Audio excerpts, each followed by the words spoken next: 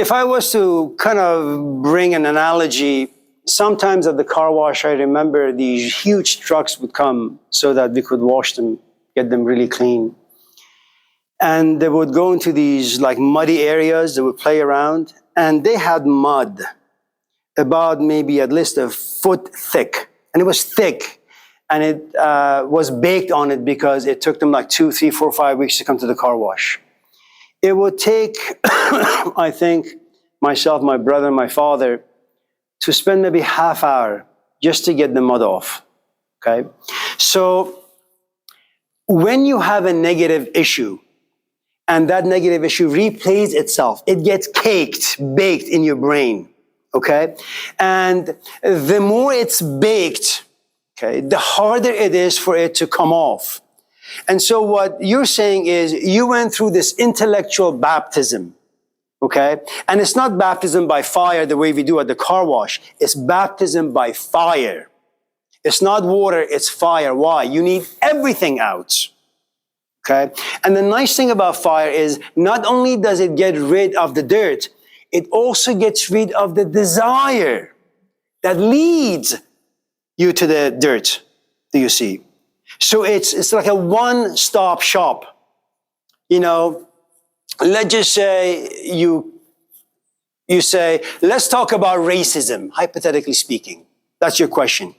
Say, okay, we can talk about racism, but let's do something even better. Let's talk about human nature that leads to racism.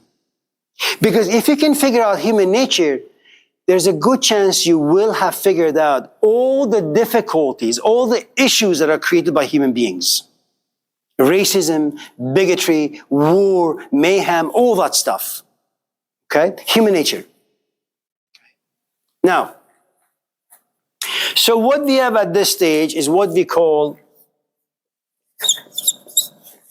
iron stage.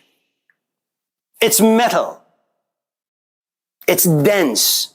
It's raw. Now, symbolically, metal represents the growing area, okay? Your private part. Now, why is it the private part? The iron represents genitalia, and it's for a very specific purpose. It's a place of desires. It's a place of passion. A good amount of our life is spent by going towards things that bring us pleasure. Quick, easy, fast. You don't want to watch the History Channel because it requires you to pay attention to things that you may not enjoy. But you will watch Scarface. Okay? You're not going to sit and listen to TED Talk, but you will listen to some political junkie giving a talk about some political aspects of life. All right? Because it's fun, it's entertaining. It's much easier to have a one-night stand than to be in a committed relationship. Why? Committed relationship requires work. So remember, all of us, probably from age 0 to about 18 or so, maybe even more, we simply want to have fun with life. It is our birthright. Kids want to have ice cream, chocolate, candy. They don't want to sit and play the piano. They don't want to sit and do math. They don't want to sit and read. It's too much work. They simply want to have fun. So remember iron. It's where you and I are. If you happen to be Hugh Hefner, for example, okay, you remain in the iron stage from the age 0 to about 85. Okay? So when you go out with someone, okay, and they use a lot of profanities, they drink too much, they smoke too much, their conversation is relatively shallow and stupid. If you're at a stage to be in a committed relationship, your date is in the iron. He wouldn't want to be with you for too long. Or if you, for example, have this imagination that you want to have a committed relationship and make a home with someone, but you are down here, you can have the desire. But practically, in actuality, you're not in that stage yet. You're down here. So when Charles asks, for example, how can I write well? Well, it depends what stage you're in. If you're in the iron stage, there's a good chance that you've read a couple of books and you have enjoyed reading those couple of books. And you say to yourself, I want to write like that. But you look at your life, most of it's spent on chasing after food or buying clothes or trying to figure out what to do with your mom, your dad, your sister, this and that, or your job. You don't have time to sit and actually devote yourself to writing, to thinking, to reflecting, to feeling, and then expressing your thoughts and feelings on paper. All right? So remember, all of us have lofty desires. We just don't have the resources to bring those desires to life. Okay?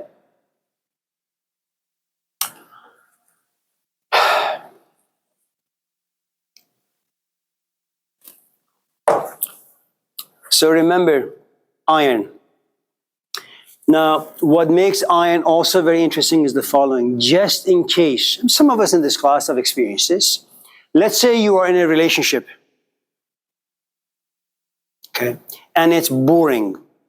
Boring in the sense that, you've been together for a while, you have nothing to say to your companion, she doesn't have anything to say to you, you don't really look at her, you don't know what to do with her, she looks at you, she doesn't know what to do with you. What do? The air is thick. You're suffocating. You go to the kitchen and you tickle her. And the tickle turns into a wrestle. And the wrestle turns into both of you being naked. And now you have intimacy. And all of a sudden, the air that was thick an hour ago, now it thins out. Sometimes when you and I have difficulties, serious difficulties in life, we go back to the iron.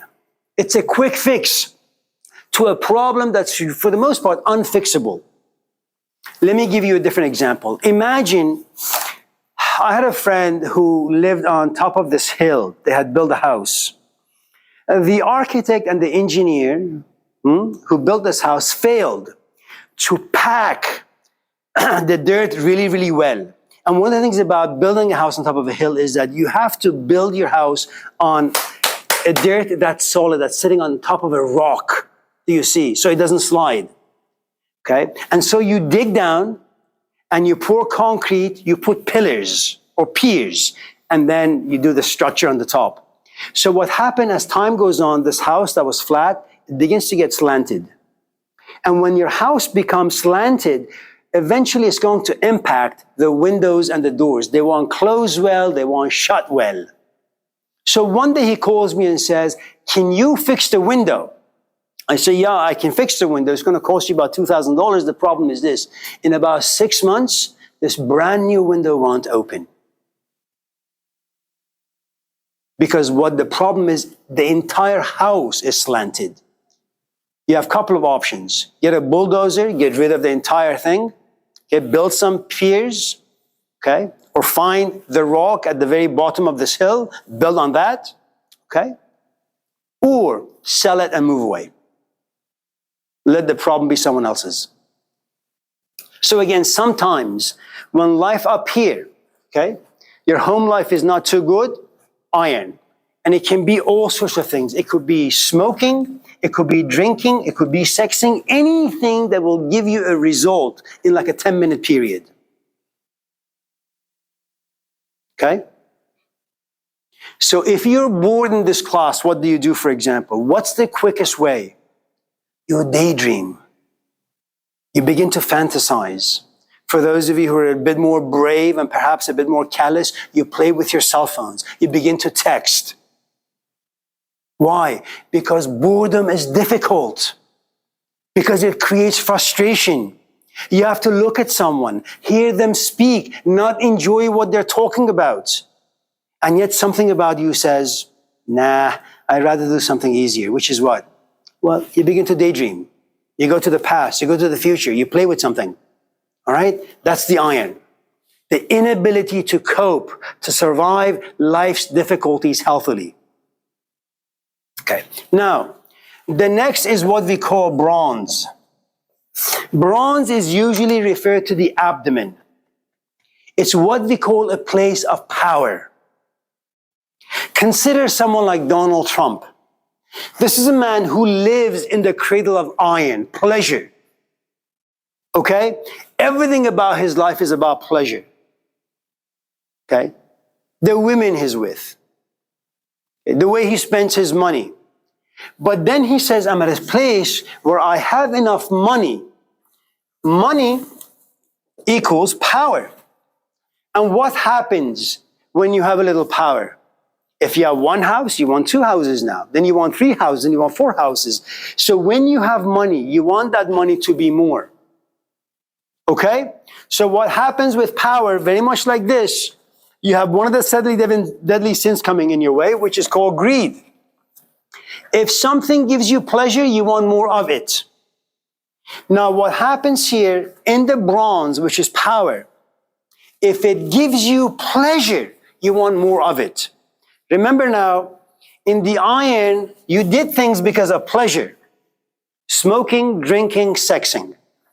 In the bronze, you do things for pleasure, but now the nature of your pleasure has shifted. Many of you, for example, say in your early teens or late teens, you were smoking and drinking. Something about you says, no, I want to go to school. And all of a sudden, the quality of pleasure changes from smoking to reading books. Something about you has shifted, okay? Instead of being powered or empowered by smoking or drinking, now you do it by getting a C or an A or a B in a class, graduating. You're still after pleasure. Pleasure is what we call the common denominator in life. You're not going to do anything in life that doesn't give you pleasure. Okay? Zion got this dog. It's a hardship. It's difficult. But there is something about getting this dog that gives her pleasure. Pleasure in the sense that I am compassionate.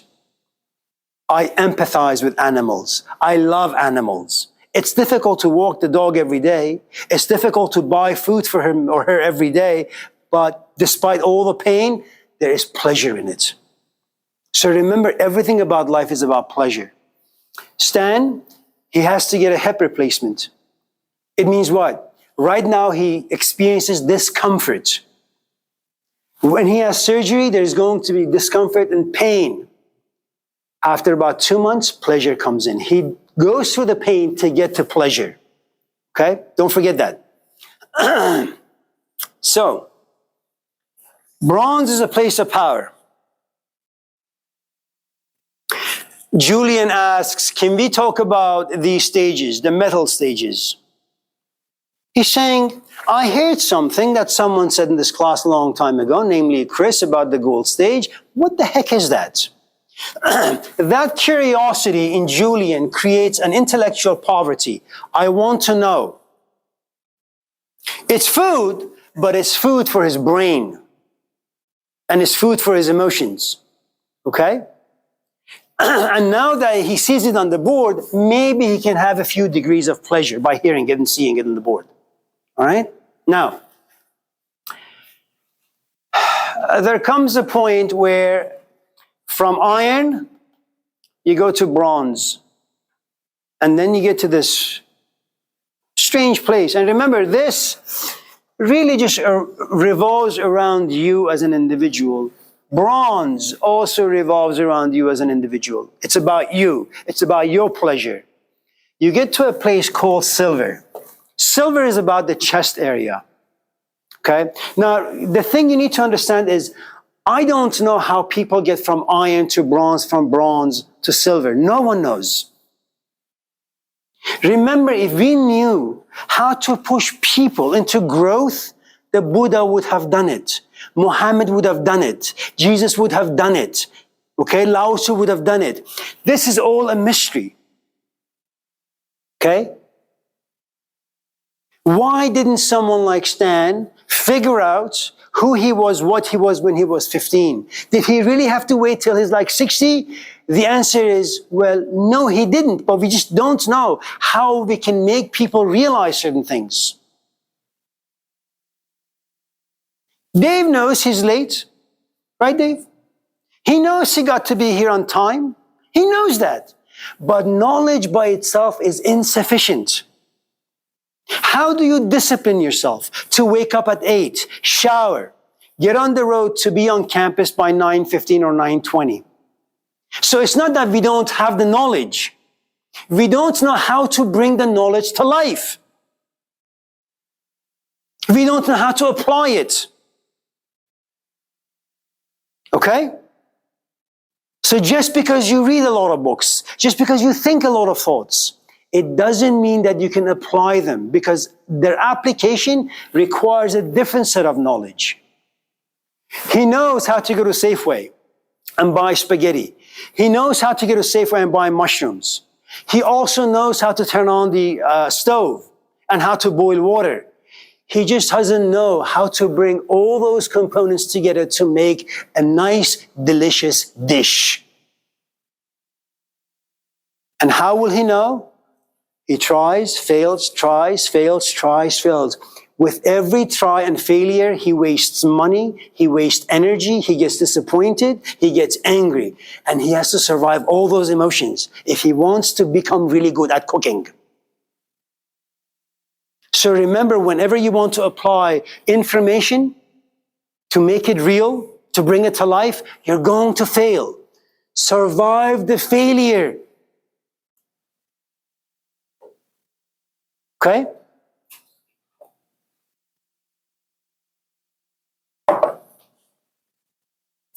Now, let me just kind of add something to this, because some of you may take this the wrong way. If you are a companion to someone who drinks too much, who smokes too much, who watches too much porn, and you can categorize their behavior as addictive, you will try to knock some sense into their concrete, thick head. You won't be able to. And then you may say, I'm going to forgive, I'm going to try again. My recommendation is walk away. Give them food, give them shelter and clothing, but don't spend your time, energy fantasizing about marriage or a committed relationship with this person, because you have no idea what happens when you're dealing with someone who's unstable. Okay? Walk away. If you want, keep in touch. When they become sober, when they become healthy, if you want to reconnect, fine. Value your time, energy, and your youth. Okay? Don't let ridiculous fantasies overtake you. Now, this is what we call the physical life. Iron, bronze, power, silver. Silver is about family. Silver is about you having a relatively healthy relationship with society. Loving your wife or husband, taking care of your children, making sure that they get the right kinds of pleasure in their life, making sure that you have enough money to pay rent and feed your kids. Okay? Now, sometimes you may see your kids do the wrong thing, and as a father or mother, you go to church and you pray for their well-being. You're not spiritual. What you're saying is, I need help because I can't figure out what the hell to do with my kid. It's a great coping mechanism.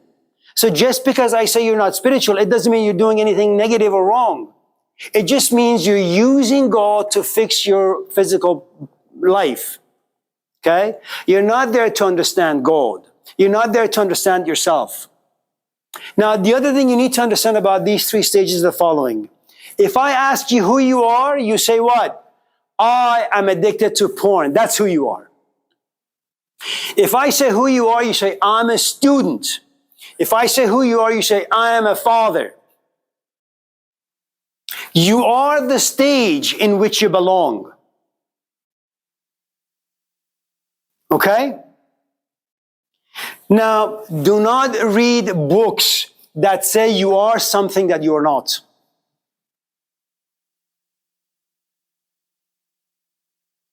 Don't read the Quran and say you're a Muslim. The best thing you can say is, I go to church or mosque or synagogue or a temple to cope with the struggles of daily life. And there is nothing wrong with that, because it shows that you have enough clarity of mind, enough sincerity and honesty to know that you are using A to make sure B is okay.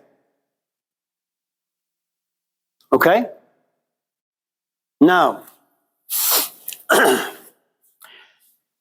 if that's a little difficult to grasp, let me give it to you in this way. In one of the Gospels, you have Jesus going from Nazareth to Jerusalem, finds himself in the temple or the synagogue, and what does he say?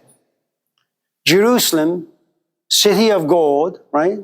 You have made synagogue into a den of thieves. This is a house of God. And what does he do? Despite all of his compassion, all of his forgiveness, he gets a baton and destroys their livelihood. They are in the city of God, but they are after food. They are after shelter and clothing. They are there to protect their families. So if you're not in the right stage, you're going to use religion. You're going to use philosophy to cope with the stuff that lives inside you. Okay? Let me say this in a different way. Why do we have companions in our life? Because human beings don't do well with being alone. I'm not Jesus Christ. I'm a regular old chap who wants a relatively comfortable life. So if you ask me, did you get married because you were lonely? I'm going to say, you're damn right. Did you get married because you were fearful of getting old, getting sick, and dying alone? We say, you're damn right. And then you may say, as a clever young chap, you say, well, isn't that like exploiting another human being? Yeah. Exploiting another human being in a very nice, kind way. And there is absolutely nothing wrong with it. Embrace certain facts about human life. Okay? Why did I go do philosophy for 20 years of my life? Very simple. Confusion of adolescence. Did I fall in love with Socrates? Of course not. Plato? No. Jesus Christ? No. All of this was because I was confused. But you see, my confusion lived in the social world. I look at my brother, he has his master's. I look at my sister, she's a pharmacist. I look at all of my friends, they're married with children, graduated. Here I am. I say, here's me, here's that guy. Why can't I be like him?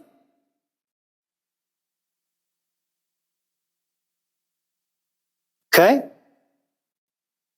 So remember, we use everything under the sun to make sure our life, inner and outer, does not fall apart.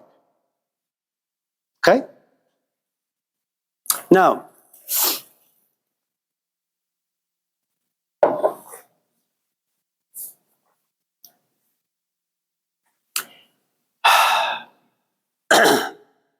you ready now, Julian?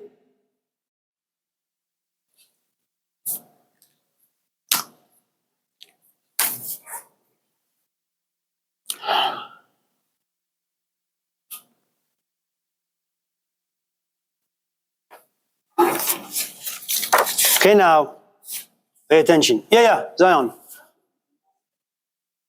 Sorry? I don't know.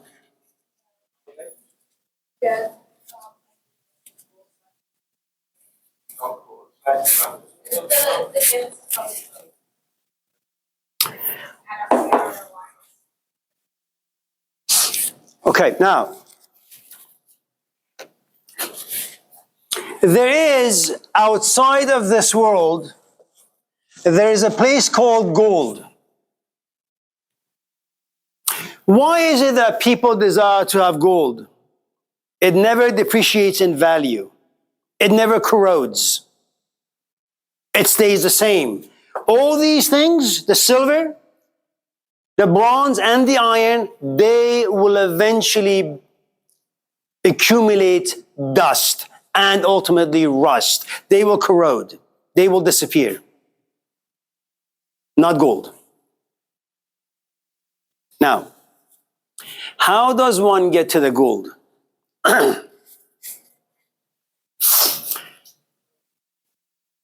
And let me tell you who lives in the gold stage, just to be clear.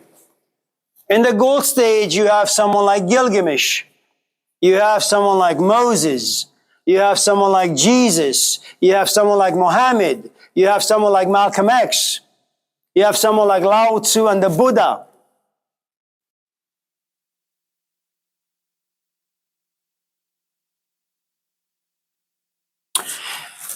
If you have ever read the 10 Commandments, commandment number 3, do not utter the word gold with your mouth. In fact, just do not utter the word gold, period.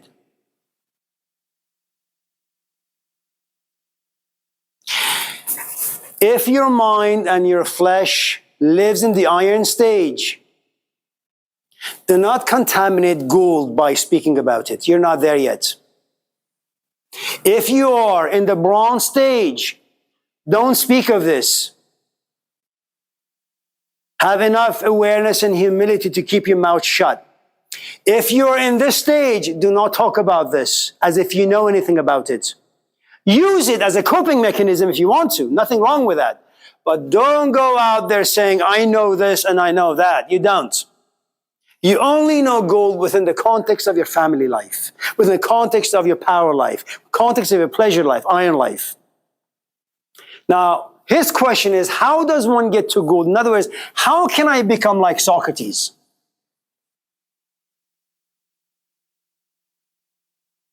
Now, I don't know if that's your question, but I'm just going to assume that's your question. Now, this is a dry piece of tissue.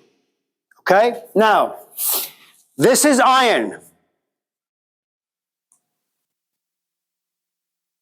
If I put this tissue in this cup, up to this point, it's saturated. It can no longer hold coffee. Coffee becomes uninteresting for this tissue. It knows what it is. It's tasted it. It wants to go deeper. Deeper means it wants bronze. It wants something different. So it goes slightly deeper. Okay? You do it one more time. Now it is saturated with the power. Some of you in this class, despite the fact that you don't have very much money in your pocket, once in a while you run into a homeless person. Or you look at somebody and their eyes meet yours and something happens to you. You melt as if it were. Something about you opens up, you put your hand in your pocket and you give them 10. What you're saying is, I love money. I love the power money gives me. But I want to give it to this person. That's a sacrifice you make without knowing you have entered silver. Okay? Now, there comes a point where you're tired of just selfishly pursuing power. You say, you know what? I want to have a wife or a husband and children, and I want to share my money. I want to share my pleasure with these people. It's one thing to grow tired of smoking, but it's very, very different to understand why you began smoking. It may be true that you can no longer enjoy coffee, you can no longer enjoy money, you can no longer enjoy a family life. Your next step is this. Can you understand what pleasure is? How it is created, okay? How it moves through your system that pushes you into iron, pushes you into bronze, and pushes you into silver. Because the moment you understand something really well, see Stan can go back and smoke or drink, but he will have something he never had. Because of the awareness that he has now, he smokes, but with guilt, with shame, with disgust. Not for his friends, but the fact that he knows he's smoking. How could he be so stupidly weak? See, when he was 20, he didn't have these emotions, but now he does. Why? He understands. Okay. Now, the problem with understanding these stages is you will be in them, but they will continue to dissatisfy you. They won't give you the sort of pleasures you longed for. And something about you says, you know, I like smoking, but I just can't do it anymore. I like money. I just have no need for it anymore. I like my family. They just no longer nourish me. Now, you can't walk away just yet. Why? You feel obligation, responsibility for your kids, for your parents, for your friends. Kind of like the movie Godfather, the third one. Every time you want to get out, they pull you back in. You tell your wife, I'm just going to go to the back room and sit there and just read and write and close my eyes and perhaps cry for hours.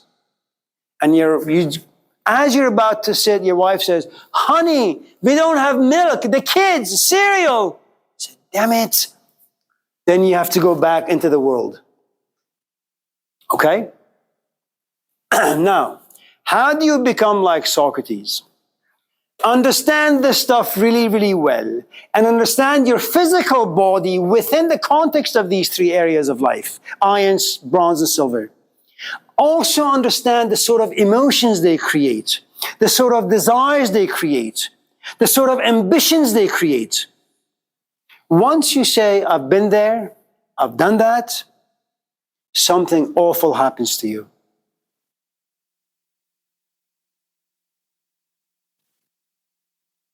The worlds of iron, bronze, and silver will no longer have the power to motivate you, inspire you, give you meaning.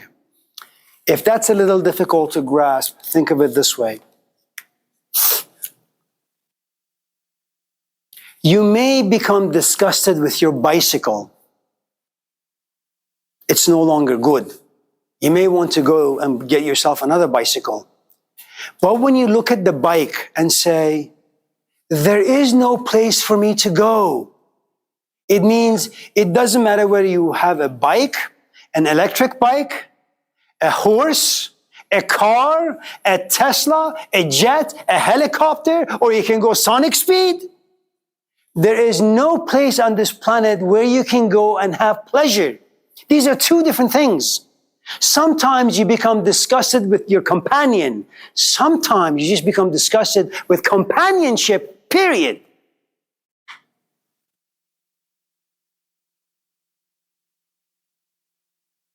See, you may not like this class, and that's fine.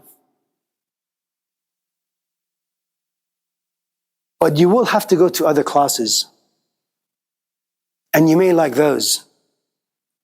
But if you sit and examine the function of education as it is today, it may be that you will like your instructor, but you will hate education because you understand its function in a capitalistic environment. When we come back on Wednesday, we'll talk about the gold and the steps and the processes that you have to go through and the horrifying journey that it entails. So until then, take care of yourself, stay well and healthy. Thank you, Charles. Good luck with the cooking.